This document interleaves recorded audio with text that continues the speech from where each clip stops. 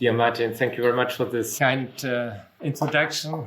To go to the Sektionssitzungen of the Max Planck Society, usually it's, I may confess, pretty boring, but sometimes it's not. Sometimes you start speaking about things that you interest, and Jens Becker and myself, we were starting together. I had started this research, and I said, well, he's a sociologist. He's at the Max Planck Institute, so I think I'm working on European society. And he looked at me, European society, that doesn't make sense. So I got energetic and I wrote a book, and now I'm here trying to convince him that at least you consider that it is a useful analytical concept for possible future research. So that is the idea of my talk, the idea that I try to bring to you, that European society might be a useful concept for the research that you are conducting here at the Institute. So it's I know it's difficult. You know, when I left Heidelberg, I told my people I'm going to the lion's den. It will be a hard fight. I'm very happy that Serena Rossi is here with me from the European Court of Justice, so I'm not alone to defend the idea of European society. So how will I try to bring it to you? And thank you for giving me 45 minutes. That's wow, that's a lot, but I will use it. Huh? So what is my agenda? I will try to show you that this concept, it's not just a Glasperlenspiel. It's not just an academic fantasy, but it brings us to the controversies that we are having at the moment, and I will go just to one. Then I will try to explore what I understand by the meaning of European society, and I will do it in a two-step way. I will first start with a more legal way of doing it, and then I will go, that will be super slippery, then to sociological thinking. And then I will show you what I think is the promise of European society, why it is important academically, but also in our current political situation. I think the concept might help us in the internal and geopolitical situation that we are in. And then I will calibrating the some of the consequences. Yeah. So why is it important? I think there are many reasons why it is important. One reason, which I think it is so important, is that we have so much political talk today that Europe needs to do something. But this Europe, it's theoretically an empty category. And we need to give this, in order to be meaningful political speech, we need to thicken it with something. And I think that the concept of society is something that helps us to thicken it. So I think it speaks to our geopolitical situation, but I will do it from a more lawyerly way. So we are here. That is the plenary of the European Court of Justice. Professor Rossi is also sitting there. She's hard to see. And we are last November. It was last November 2025. And it's a case of the Commission before the full court, because that is very rare that the full court decides on a case. So it must be a super, super important thing. And that's what it is. It is the case on Hungary's anti-LGBTIQ plus law. And that is a law that insinuates that homosexual people are criminal pedophiles. So it's a dangerous minority. That's the heart. And that is what the Commission said. We don't accept that. And 16 member states went with the Commission and said, we cannot accept it. That has never happened. You know, that 16 member states support the Commission. And it's the 16 member states. It's not the people who are organizing the European Song Contest, just to make that sure. It's 16. And what did they, and what was the summary of the thought of the Commission? You know, the way that the Commission wanted to convey to the court, but also to the European public at large, because that is live on television, it's live on the web. It said what Hungary is doing, it's a frontal and deep attack against European society. That is how the agent of the Commission summed it all up. So, and I asked the people from the Commission who were pleading, I said, were you inventing that? Is that just the legal service to come up with this concept? And they said, it's a decision of the College of Commissioners. So there's a political decision to use the concept of European society in such an important thing. And of course, that is important. And one of the things that we have to think of is that European propaganda. Yeah. Is that so? What is the values of this decision? Is it what is the meaning of the concept here? What is its promise? What are the gaps? What is the ideology? So I think there's a lot of promise in that concept, but we have to treat it carefully. It's helpful in the geopolitical context. It's helpful for the internal cleavages. What we have, but of course, the question: is it meaningful? Is it a legitimate concept? Now, that for a lawyer, whether it's a legitimate concept, that is first of all a question of law. And here's the reason why I think that it is a legal and legitimate concept. We have it in the treaty on European Union, and not somewhere in Article 354, fifth paragraph. No, it's in Article 2. So in Article 2, it said, and I read it out to you because that is becoming, this norm is now what the court is saying, that is the identity of the European Union legal order. So very heavy language, this. So let's look at it in a moment. It says the Union is founded on the values of respect for human dignity, freedom, democracy, equality, the rule of law, and respect for human rights, including the rights of persons belonging to minorities. These values are common to the member states in a society, singular, in a society in which pluralism, non-discrimination, tolerance, justice, solidarity, and equality between women and men prevail. In French, it's even more expressive, caractériser. It's characterized this society by these values. Okay, so let's then go to the first thing. What is the meaning of this word society? What does it mean? And now I do very traditional lawyerly interpretation. So it's a conventional legal thinking. So we go to the interpretation. Now, first thing is, in Article 2, it says society, but it's clear that it means European society because it's the singular. So it's not the national societies, it's the singular. But it's either world society because there's the reference to the member states, and then it's a society characterized by human rights and democracy. And I think we agree that world society, if it exists, it's not characterized by human rights, rule of law, and democracy, tolerance, solidarity, and all these wonderful things. So it's clear from the interpretation, society in Article 2 means European society. Second, this European society, it's not the pan-European society that includes also Britain and Ukraine and Moldova, but it's the EU-centered society. That is to say, it's the society that is politically organized by the institutions of the European Union. Then another element is that society, so it's a basic concept. So it's an essentially contested concept. It's the basic concept of your field. So of course, there are lots of theories. It's an essentially contested concept, but at the same time, there is something that we understand. If we speak of the German society or the world society, something it conveys something, which is also that's why it is such an important concept. So it conveys that society occurs whenever individuals engage or are interdependent within a stabilizing framework. I think that is a basic understanding that we can agree on, and then it will be elaborated theoretically. Then very importantly, European society goes along with national society. So we can speak of a European society and nobody would be afraid that if there is such a thing as European society, that German society stops existing or that Italian society stops existing. The two things go naturally together. And we can conceive of being parts of several societies. So this continues to be just plain juridical interpretation of what is written in Article 2. Then very importantly is that society encompasses public institutions because it speaks of the member states. So it includes public institutions. And that is important because there is also an understanding of a dualism between state and society. We have that tradition. Society is the realm of private law relations, and then there is the state that is the realm of public law relation, and that's a duopoly. These two are in a difficult relationship, but these are two. It is one understanding of society. But this understanding here is the one of Durkheim and Luhmann and Pareto and Simmel, which is the totality.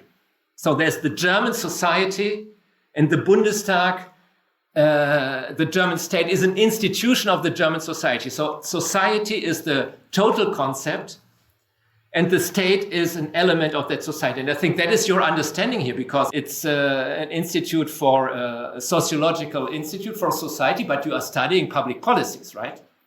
So it's the concept of, the concept is a totality. It includes public institutions. And for that reason, society here means the social totality. Yeah, the social totality. And that will become very important in a moment. Moreover, what we see is that constitutional principles are key to European society. We saw that in Article 2, that this society is characterized by these 12 principles. So there has been a political decision. And that is very important. Article 2, it's a political decision of all member states how to conceive of the European Union. It's a political decision. It's not a fantasy of lawyers. And so the political decision has been to frame and to conceive European society via constitutional principles, and not by ethnicity or by language or by culture, all the other things that might be used in order to characterize a society. Here, there has been a political decision to frame it this way. And I think we have some time, so I think it's worthwhile to share it. In the Hungarian case, just last week, the conclusions of the Advocate General came out, and she thickens Chapeta. She thickens that concept of society, and I think it's here, and I just read it out to you because I think it is so interesting how the whole thing is. So what does she say? She says Article 2 expresses the choice. I find that wonderful. She doesn't go Schmidtian. She doesn't say it expresses the decision. No, it's the choice. Article 2 expresses the choice of the founders of the European Union of the type of society that the member states have pledged to create together within the framework of the European Union. One can imagine different societies, autocracies not based on the separation of powers, societies in which the elected majority is not limited by a requirement to respect human rights, societies which are ruled by man but not by law, societies that do not treat minorities equally and reserve human dignity only for the majority, or societies that do not recognize that women are equal to men. Such societies do indeed exist and are emerging throughout the world. No prize for guessing what is on her mind here. The vision of what a good society is in the EU constitution is different. That vision is expressed in Article 2. The values enumerated in that provision, respect for human dignity, freedom, democracy, equality, the rule of law, and respect for human rights, including the rights of persons belonging to minorities, LGBTIQ, read together, paint a picture of a constitutional democracy that respects human rights. That choice, that choice represents the very identity of the European Union. Without those values, the European Union would cease to be the union as envisioned by the treaty. So that is the opinion of the Advocate General, thickening that. Now, of course, the question remains, is that just a fantasy of the politicians when they drafted the treaty, when they wrote society in the treaty? Is it more than just a fantasy or a project? And that is now, so the question is the concept sociologically sound? And that is now the next point of my talk. And here, of course, it is where the expertise in this room is particularly called upon. Now, before I start, I think it is important to see that there are a lot of books on European society by sociologists, social historians. So at least there are a number of people working empirically who believe that that thing exists. So I will now go to interdisciplinary borings. What I'm trying to do, I'm not developing a sociological theory of European society. That is not my business now. What I'm trying to do is there scholarship, empirical sociological scholarship, that can be used in order to endorse the political choice. So the political realm has said legitimately democratically that there is European society. No, what I'm doing is I'm taking various understandings of what society is and I'm applying it, trying to show that the concept makes sense and what it tells of the choice of the framers if we apply that type of theory, what we see. And of course, whatever theory we use, we see a different thing. If we take Habermas, we see a different thing than Luhmann, and that is a different thing to Simmel. Now, depending on the theory, we see different European societies. So how to go interdisciplinary borrowings? Of course, the idea of society is difficult for us because for 200 years, society, people, nation, and state have been used for the same phenomenon. Of course, the concept came with different political agendas. This year it's Max-Planck-Institut für Gesellschaftsforschung und nicht für Volksforschung oder Nationenforschung. That would have been a different political agenda, but the phenomenon that you're looking at, it's Volk, Nation, or people. So it meant it was the same phenomenon. And for that reason, when we think of society, we easily project what we understand by a people or a nation. And that very easy becomes an idea of an actor, of an anthropos. Yeah. The German society wants something. And if we have this very charged understandings of society, then of course it's hard to make sense of a concept of society. So in order to loosen that link, how to start, I think it's, to me, it was very helpful to start with Georg Simmel, because he comes with a process-oriented understanding of society. So Gesellschaft ist Vergesellschaftung. And if we think of Gesellschaft as a process rather than a thing, it becomes much more easy. It's much more easy to think of European society as the process of Vergesellschaftung than as if it were a thing. And that is so helpful because if we have this process-oriented understanding of European society, we can use all the knowledge that we have on European integration and on the Europeanization of domestic societies in order to thicken that understanding. Because integration, that's to say building common institutions and enlarging and giving them more competences, and the Europeanization of domestic society, so the Europeanization of the German society, that is something that you have been studying here for 60 years. And nobody would challenge the idea that the German society has been Europeanized. If I'm speaking here today in English, that is one of the aspects of the Europeanization of German society. So that means if we have this process-oriented understanding of European society, then all the knowledge that we have on the integration of 70 years of integration and 70 years of the Europeanization of domestic societies can be used in order to validate the choice of the framers to speak of a European society. That is the argument. Yeah? So all the research on integration and Europeanization supports. Okay, so that is the second step. Then the next step, of course, there is the question. So we have the Europeanization of domestic societies, of the German society, the Italian society, the Spanish society. Now, here the claim is, in the treaty, that something new has emerged. So the argument is we have a quantitative change, Europeanization and integration, and that has led to a qualitative change. A new society has emerged. Now the question is that meaningful? If I understand in sociology, there are no fixed thresholds when the creation of common institutions and the linkages of various societies, when that produces an emerging quality of a new society. So there are new thresholds, but I think that after 70 years of integration, the claim of the framers of the treaty that something new has emerged, I think it's plausible. I think it's plausible. That is the point that I'm making here.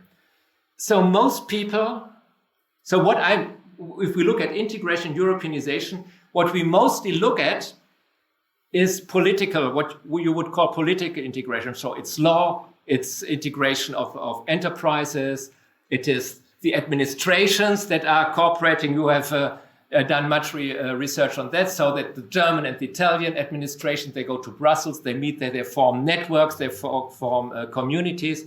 That is political integration, and many will agree that that has happened. But then there is the question of social integration.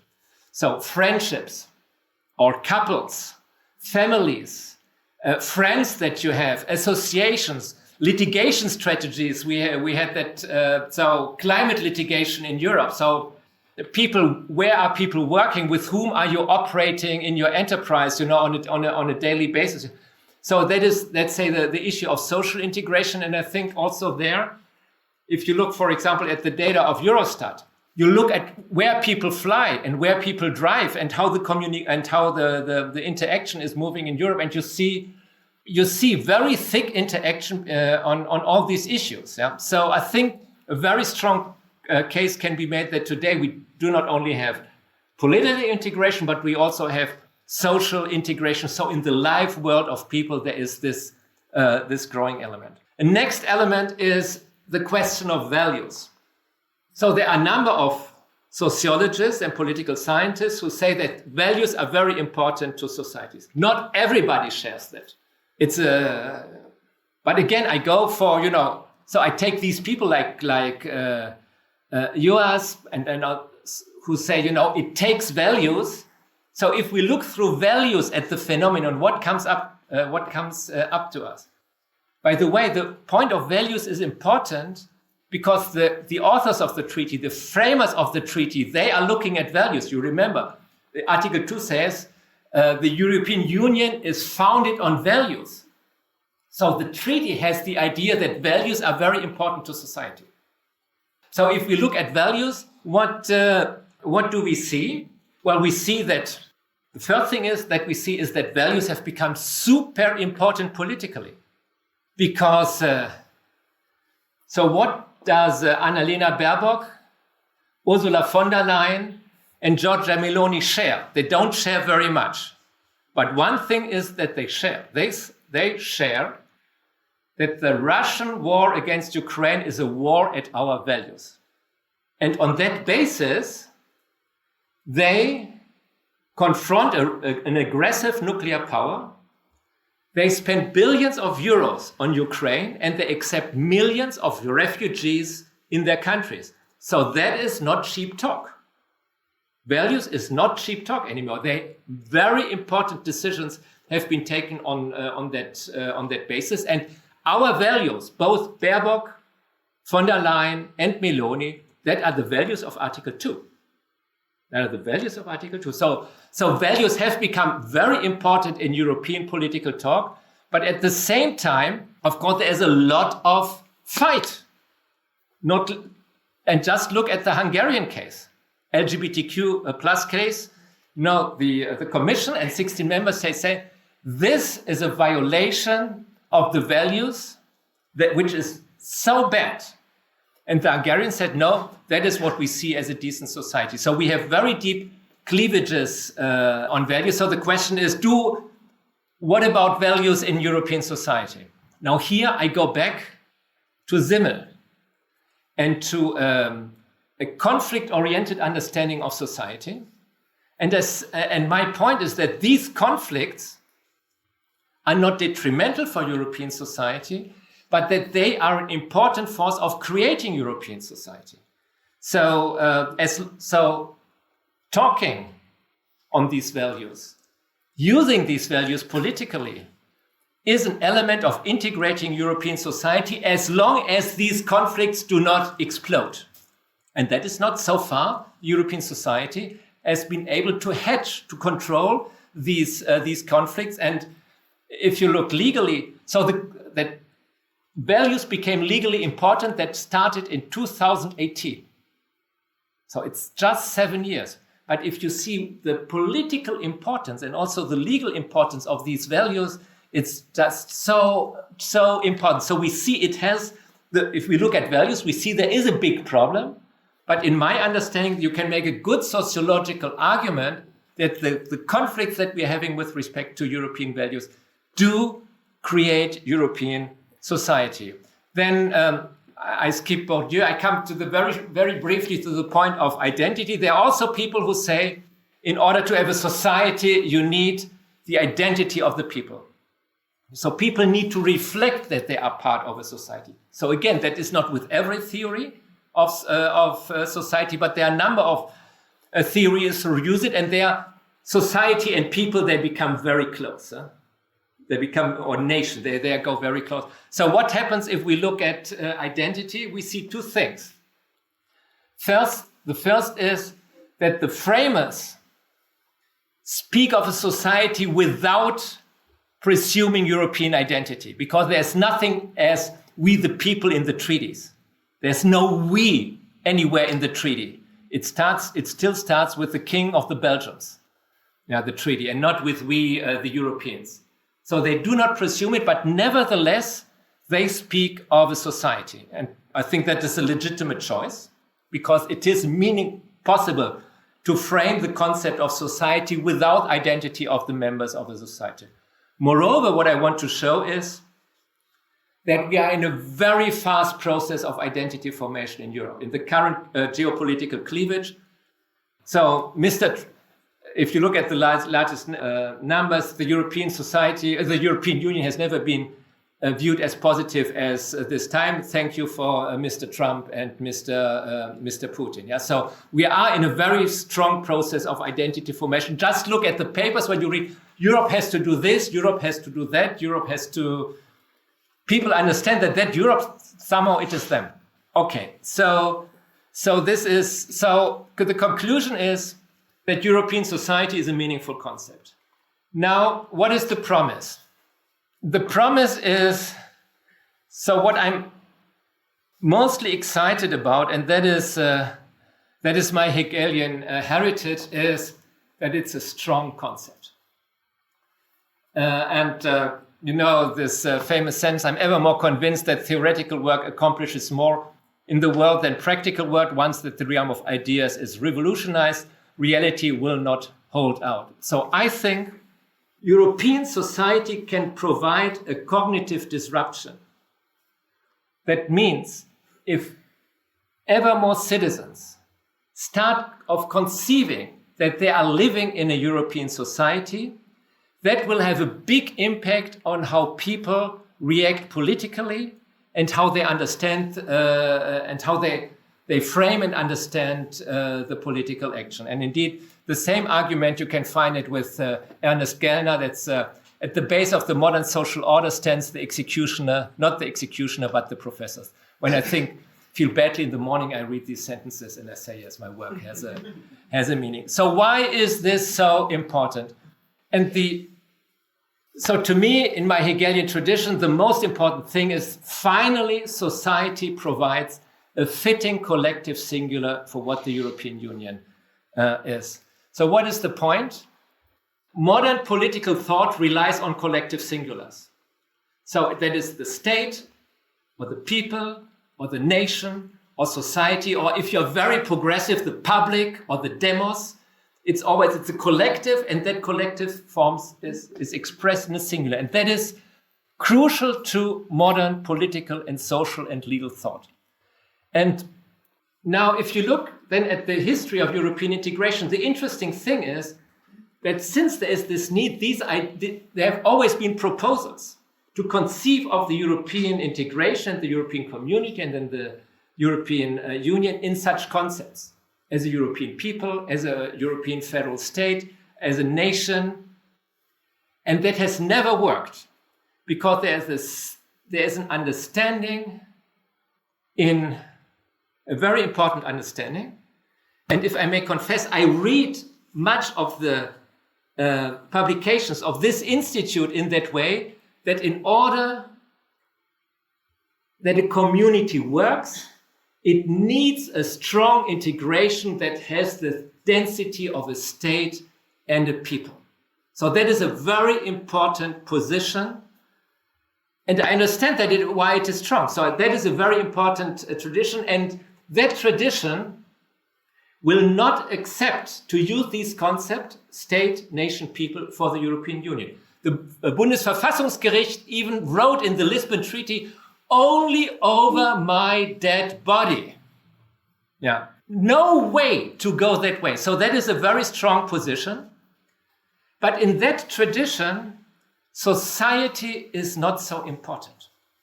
For that reason, you could have a political agreement in Article 2 to say it's a society. It's not a state, it's not a nation, it's not a people, but society was acceptable to this other group. And that's why you find it there. So then with society, you had a void that was filled. After 60 years, you have a collective singular to understand the European, what the European Union is. And I think that might bring the cognitive disruption that I wanted to convey to you. So why is it? What are the advantages of society with respect to state, people, nation? Well, the first one is there's no need for coercive force. Then it focuses on interacting individuals. So somehow it is bottom up. Yeah, somehow it's a bottom up concept. Then it is much more open to heterogeneity. Yeah, than people or nation. So it's and it produces conflict as normal and productive. So the concept of society is if you work with the concept of society, conflict is not something that needs to be avoided. So conflict is something that is normal in a society. It's usually productive. So you are not so adverse. And it pushes. And what is the promise? So it has a promise as a good collective singular. What is the promise? Well, first of all, I think it helps for popular understanding. Europe is something very vague. A multi-level political system is nothing that you can speak to people. It doesn't make sense to them, but everybody knows what a society is. And even though it's a very complex concept, so if the idea is conveyed to be member of a society, that helps people to understand what is their role in this European endeavor. So it helps a popular understanding. And of course, alienation is a very big problem in Europe. Now, I don't say that all problems of alienation will go away with the concept of society, but I think it can help. It might help with this shift. Of course, it reframes the principles of European Union law. You know, they became foundational concepts of society. Then very importantly, it reframes the European conflicts and cleavages. So far, many of the conflicts that we are having in Europe are framed as conflicts between member states. So it's liberal Germany versus authoritarian Hungary. Yeah, or it's the stingy Germans and the spendacious Italians. Yeah. So that are the usual conflicts. Very often that is framed. So many conflicts are framed as conflicts between member states. Now, if you take the concept of European society, these conflicts become conflicts within one society. And I have to confess, I think very often that is a very useful further view. Because unfortunately, in Germany, we have a lot of people who think that Orban is just fine. And who would be happy to have Orban as Deutscher Bundeskanzler or someone like him. So the position, it's not a division between Hungary and Germany, it's a cleavage in European society because unfortunately many people in Germany think like Viktor Orban. And I can tell you there are a lot of people in Hungary who think that this is really not the way to go, who are adamant, for example, LGBTIQ plus rights, and who are risking their career standing up. So it gives this new understanding of the European cleavages, and I think that also helps to work on these cleavages. Another thing is reframing the role of foreigners, which is another very important discussion that we are having. If you use the concept of society, I think it's evident that every person whose center of life is within Europe is member of European society. If you are a Somali citizen or if you don't have a passport, you don't need a passport, you don't need nationality to be member of society. So if the concept of European society is important, I think we have a better understanding of what is the role of third country nationals in Europe. And again, that is a very important cleavage that we're having. I'm not saying that the concept of European society gives a right to stay of everybody who is here, but I think it gives a better framing of what is our relationship with these people. We share a society. Then another point that is important is reframing the discourses on redistribution. I think that's a point that is very important to this institute, the principle of solidarity. And of course, if you think of issues of redistribution in the context of one society, the whole thing is framed very differently than if you say we share money between countries. Yeah, so it has also this dimension on redistribution, and it pushes this new principled constitutionalism as it does in the case against Hungary. Now, very briefly, calibrating the consequences. So the first thing that I want to stress is that I do not claim that the concept of society in Article 2 is expressed in, to say it so, in a Schmittian way, so that it does not leave for further understandings of the European Union. So a state-centered understanding of the European Union that says it takes a state and a people for a polity to work. It is legal and legitimate because the Article 2 is not so strong to say these other positions are not feasible. So, and the same is true with the market-centered approach.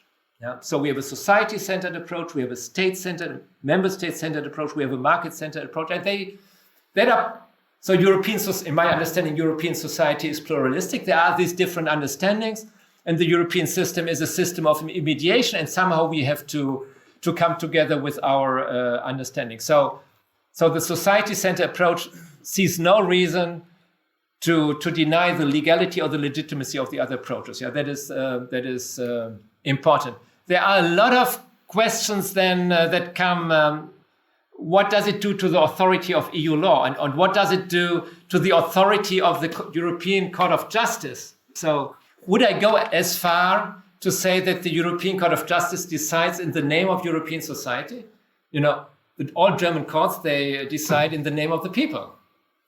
I need a lot of tequila before I can utter to say that the European Court of Justice decides in the name of European society. Sometimes I have that power, but it's rare. So there is still something so there is uncertainty. So there is still a lot of uncertainty in that thought. One thing that I also think is important to stress, that I do not conceive of European society as an actor. So I think there are situations where it makes sense to think of the German people as an actor, although I think it's also very metaphysical, but it's something that is die deutsche Gesellschaft will irgendwie mehr Umverteilung or whatever that is. Yeah? So it's established speech in Germany to speak of the German people or the German society as an anthropos. I think we are not there, and that is not what I am proposing. But at the same time, I'm not claiming that European society is post-political. I think European society is a very political thing, because the visibility that the concept now is having is for very serious political cleavages. Yeah. So it's not a post-political, European society is not a post-political concept. I rather think that it conceptualizes the conflictual politicization of European affairs that we have been witnessing at the latest since the Euro crisis. You know, if we see where we are standing today with European integration, it was unimaginable before. And the last point is that I think that European society is very helpful in the current geopolitical cleavages that Europe understands that it is confronting with a very aggressive power, and perhaps with two very aggressive powers. Yeah. So the American nuclear shield is not there anymore, and something has to be done. And and I think in order to understand what has to be done, if then the concept is there that this forms a society, I think that is helpful. And that is what I want to discuss with you. Thank you very much for your understanding.